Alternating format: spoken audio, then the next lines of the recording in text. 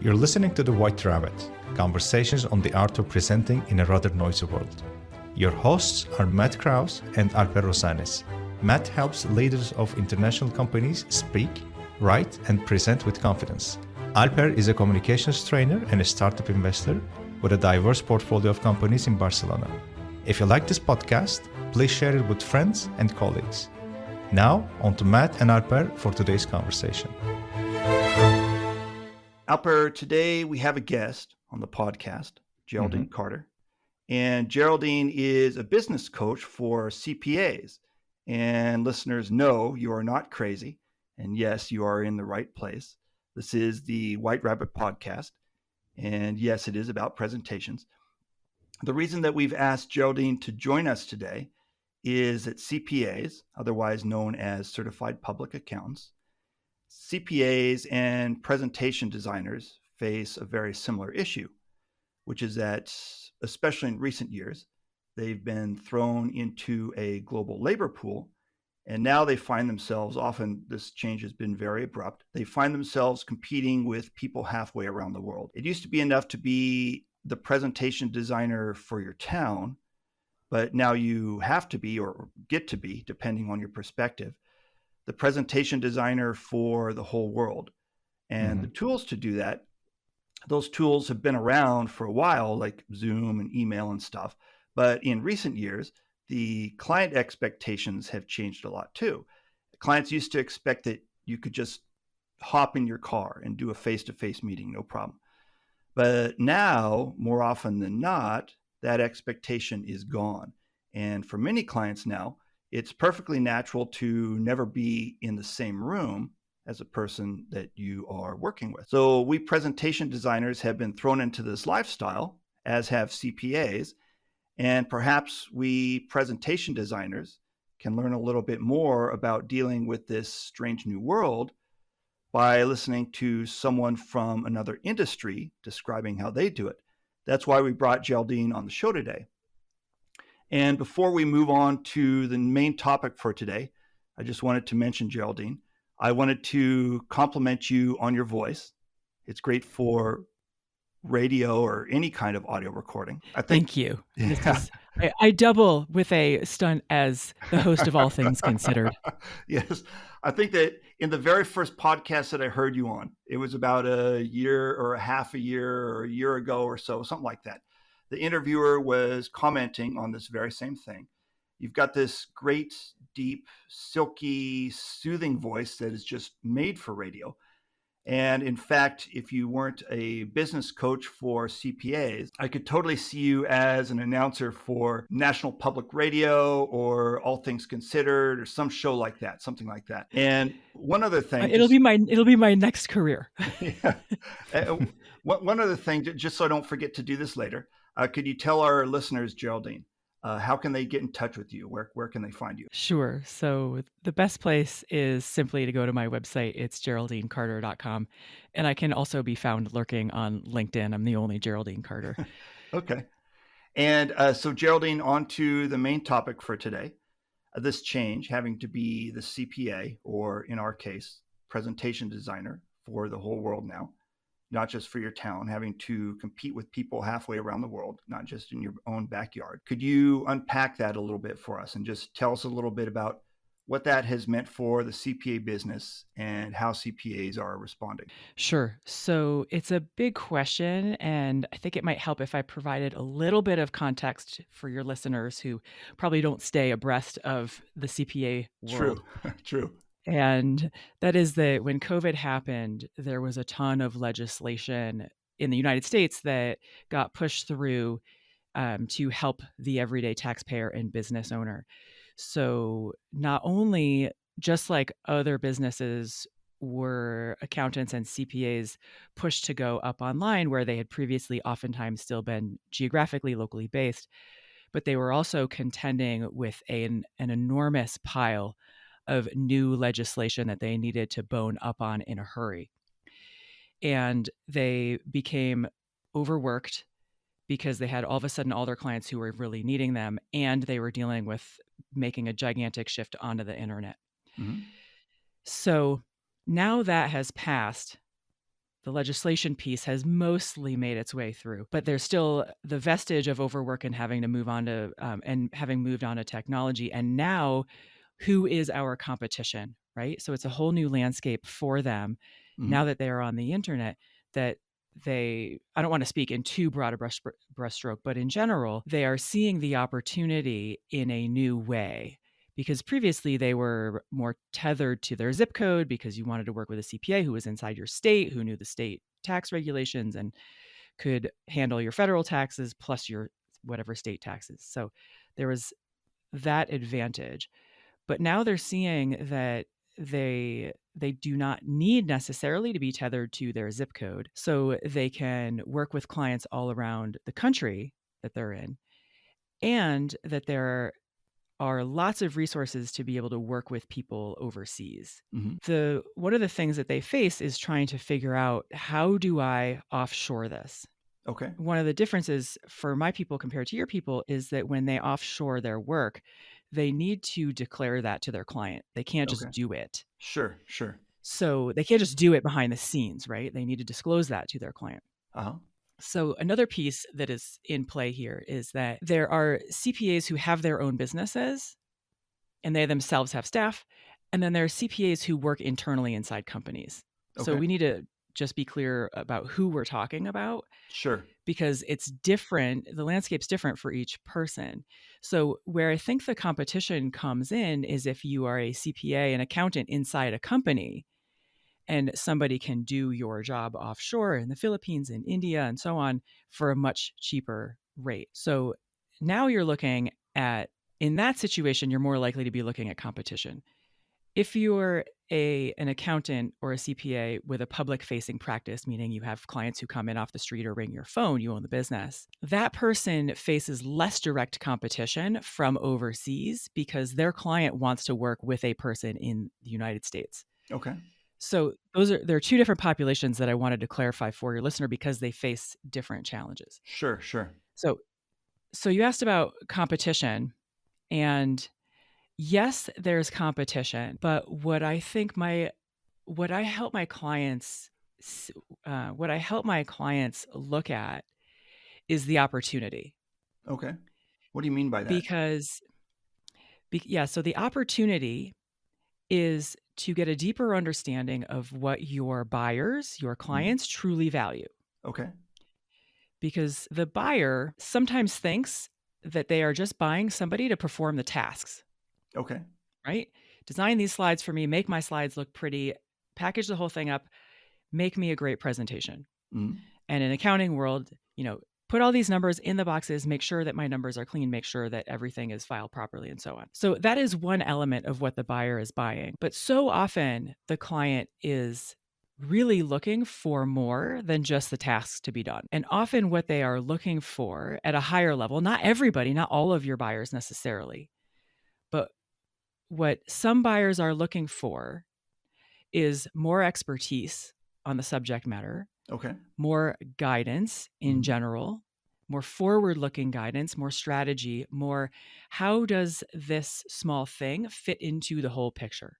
Okay. Because there's the doing of the work, but then there's how does this fit into the greater picture of what I'm trying to achieve?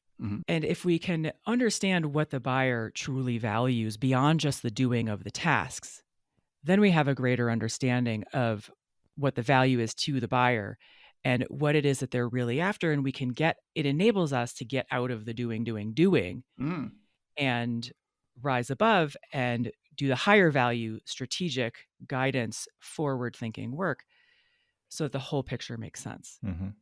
So in an accounting space, what that often sounds like, though not always, is, let's just say you have small business owners, folks like you, folks like me, who are operating a solo practice with maybe a small handful of staff. What it looks like is, for us as buyers of accounting services, it can look like access to your CPA, right? Okay. Rather than having somebody who's so busy toiling and crunching numbers, overloaded with clients and underpriced, you can't get a hold of them. You're looking for hey, I want to buy a house. Can we talk about the tax implications? And you can't get a hold of your CPA. That's not very valuable as a client, right? You want a CPA that you can get a hold of who returns your phone calls reasonably promptly. Sure. So access is prized, and you're looking for oftentimes cash flow, understanding where your cash is, how much money you have, how much you're going to have, how much you can afford to spend, can you afford to invest to grow your business, and so on. So as a buyer, we're oftentimes looking for more than just the task to be done. Okay. And when we can understand, when the seller can understand what it is that the buyer really wants at a deeper level than just getting the task done, then it enables the seller to leverage and capture that opportunity and rise up a layer, if you will, and get out of the competition that happens when you're competing for just doing the job.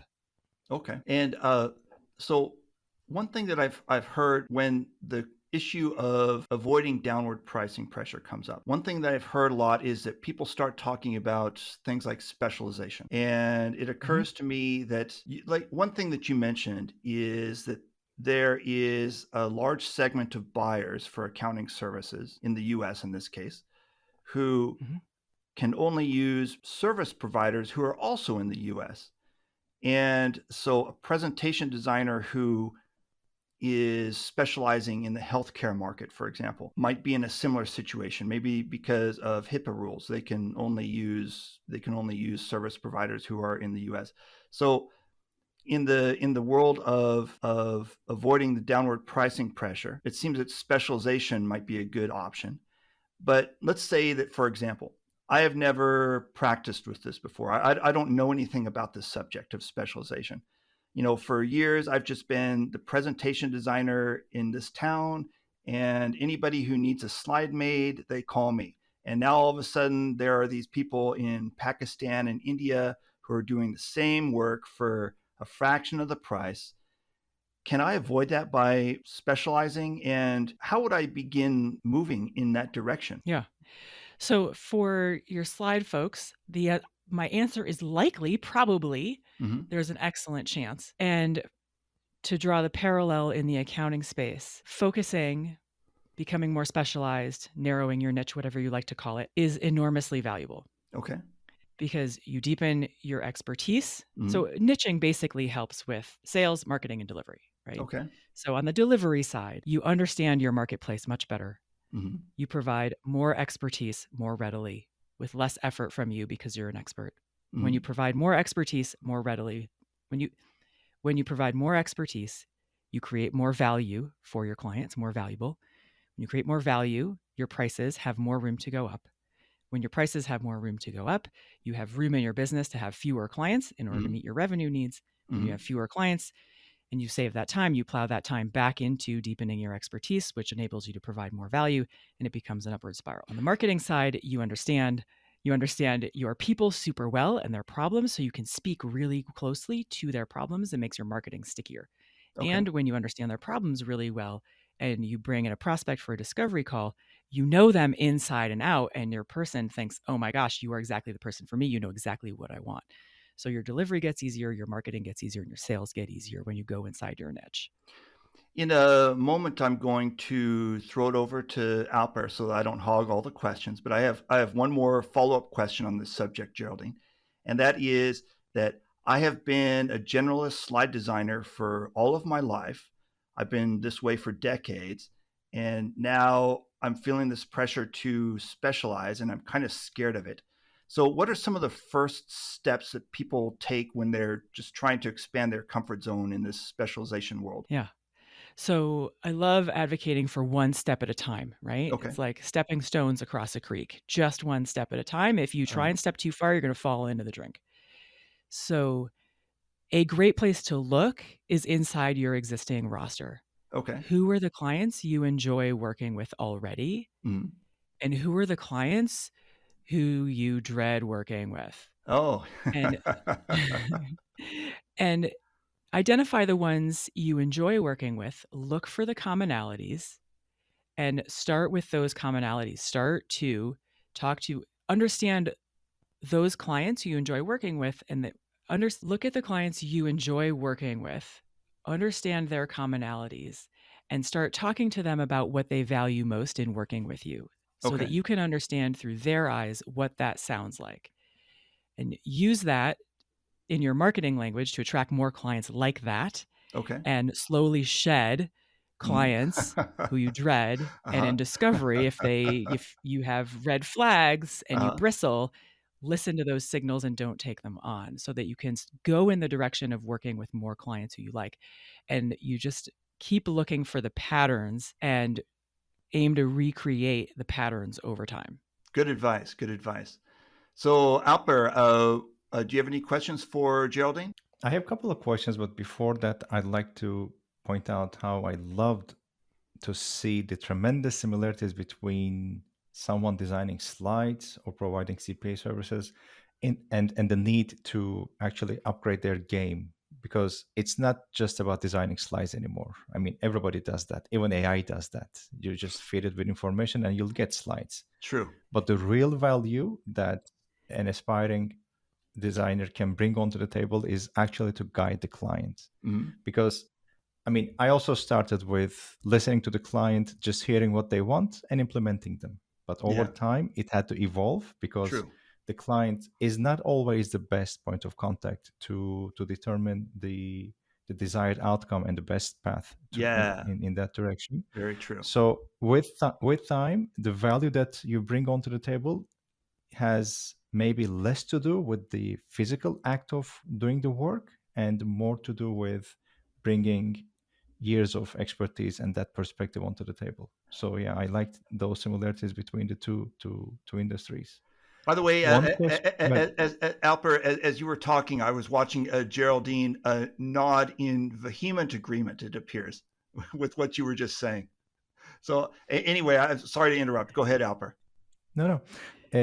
What I'm curious about is something I'm going to try to find more similarities. For example, um, having a wider client base geographically, especially, does it necessitate, let's say, more sophisticated client management tools or practices, or can it be just business as usual for your local clients or anyone joining from anywhere in the world? Let me see if I have your question. Does having a wider client base necessitate more sophisticated client management tools? Mm-hmm. Is that it? Yeah. Like you have clients based in the US, you have clients based outside the US in different parts of the world. Just curious if it requires something different. So I would say if it requires something different, I would say to not straddle the fence. So if it does, then pick the thing that you need to go with in order to manage having clients in multiple locations. Mm-hmm. But part of having a business that runs with nice margins is keeping things really simple. And there's an element, a discipline of ruthless simplicity that I think enables, that when implemented, enables the business owner, in my case, CPAs, Mm-hmm. to have a much simpler business. And the temptation, there can be a temptation to go wide and broad and worldwide, and we have clients all around the world, or we have clients in all 50 states or 25 countries. And that may be all well and good if you want that to be your business model. Mm-hmm. But sometimes that can be business model scope creep, and it perpetuates downstream complications. And if you have downstream complications or a complicated business because you've tried to go too wide and too broad, and then you need Mm-hmm.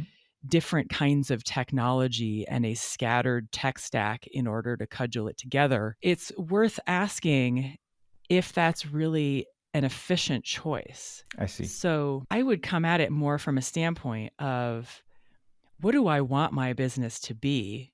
What are the characteristics of a business that I'm happy with, that I think is enough, right? Because sometimes as business owners, we can just chase a never-ending amount of enoughness. It's never Mm-hmm. enough. To decide how much is enough and what do you need in your pipeline and in your business in order for it to be enough. And so often there's enough business around you that you can fill your pipeline and your business with what is nearby, if you will, not geographically necessarily, but Mm-hmm. close to you. Reachable. Yeah. And you can, Yeah, and you can keep your business simpler. And when it's simpler, it's more profitable. Mhm. So I would just avoid the temptation to try and go too wide if you find that it's resulting in you having to purchase new software, extra tools, and all the rest, because it might drive your profit down. So it's just something to keep an eye on. I mean, if you need the technology and it's profitable and you can make a case for it financially, Mhm. have at it. But it's sometimes it can be a red herring that's worth being cautious about simply adopting. I really like that. I really like that approach. Thank you. Matt, I have one more question, but before that, I would like to give the floor to you. Sure. Oh, no, go ahead. Go ahead. Okay. Well, again, about the serving the international clients, this is just my personal curiosity about cultural barriers. Like, have you faced any challenges related to, let's say, cultural misunderstandings or different business practices as you worked with geographically diverse client base? So let's see. That's kind of the situation I find myself in, geographically and Yeah. practically. That's why I'm curious how other people are dealing with that. Yeah. So, two answers to this question. One of them is that I'm a sort of 50-50. My mom's French. I spent a lot of time over there. A lot of my family's there. And I also spent 10 years living outside the United States. Hmm. So I love all kinds of different cultures. And I find myself very curious about people who live in different cultures and have different day-to-day experiences and lives. I welcome that. And in my own business, most of my clients are American and Canadian. Hmm. So culturally, they are more similar than they are different. And given the nature of who I am, my personality, and so on, I Hmm. tend to attract a certain kind of people. So what I don't find is that I'm working with all kinds of different people across all kinds of cultures. I would say that my own client base happens to be, I don't want to say homogenous, but they tend to be a lot alike.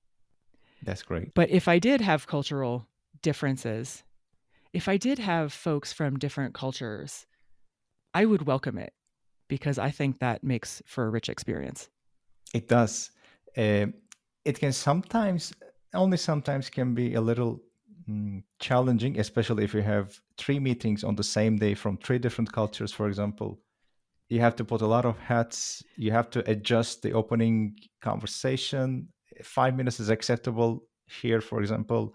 In Turkey, it's more. With the US clients that I have, it's less. So that could be the only challenge if you have multiple meetings during the day. But like you said, it's also a very enriching experience. I would love to sit here and listen to Geraldine talk all day long. I think it's a fascinating, but we do have to wrap it up. So Alper, do you have any questions before we wrap it up for the day?